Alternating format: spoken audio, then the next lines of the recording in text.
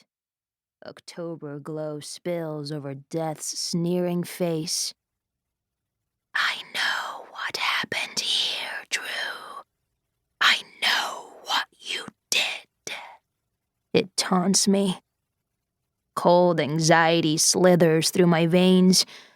Before it can lure me into the memory of everything that happened last Friday, the sound of encyclopedias thudding to the floor makes me jump. I lean back in my chair and peer through a slat in the bookshelf. In my first couple of months at Archwell Academy, I've learned to watch my back. I wish it were something I didn't have to do, but as a non-binary kid, I'm already used to looking over my own shoulder. I can't see much through the gap in the bookshelf, just someone with dark curls bent over a mess of paper and books splayed all over the floor. They pause, tense, and finally lift their head.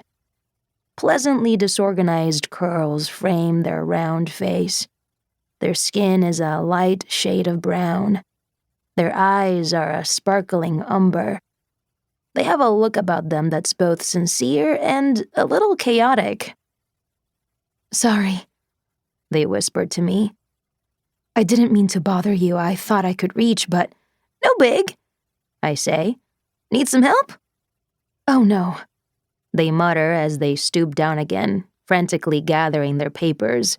But I'm already on my feet and rounding the corner of the bookshelf to help clean up.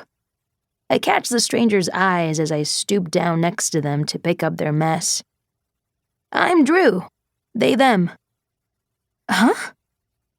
The stranger's response is familiar, because Archwell Academy is an all-girls preparatory. People here sometimes get tripped up when I tell them my pronouns. It's something I wish Grandma Simmons had considered before she requested I transfer to her alma mater for my senior year. But then again, she probably didn't even know the words non-binary or gender fluid. It likely never occurred to her that I would be desperately out of place at Archwell with my buzzed head and faint little mustache, of which I'm very proud. When I transferred, I expected people to look at me like I was beamed down to earth by my mothership, an effect I usually revel in, as I'd rather be in an otherworldly body than my own. But I've quickly learned what makes me alien here is not something to be celebrated. At Archwell, I am an interloper, most easily defined by what I am not. Feminine, familiar, legible. If I weren't a legacy student, I likely never would have been admitted to this school. In the end, I don't care whether people at Archwell like me, but I hate being made to feel like a fly in the ointment. It takes me out of my body, makes me feel like I need to hide myself to escape this place.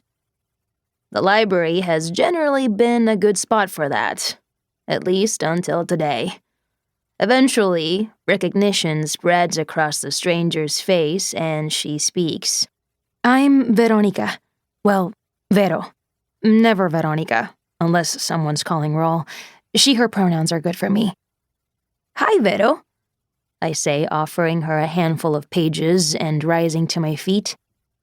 "Hi," she says, fumbling with the last of her papers. For the first time, I notice that they're all the same.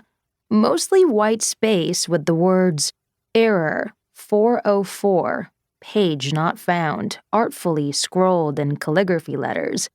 Vero's brow clouds over as she sees me eyeing her stuff.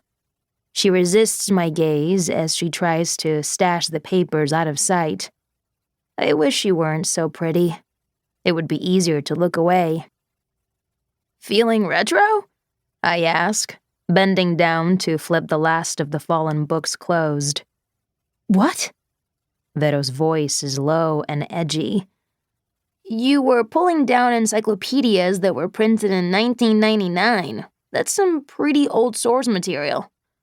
"Oh," Vero says, returning two of the books back to their place on the shelf. She's taller than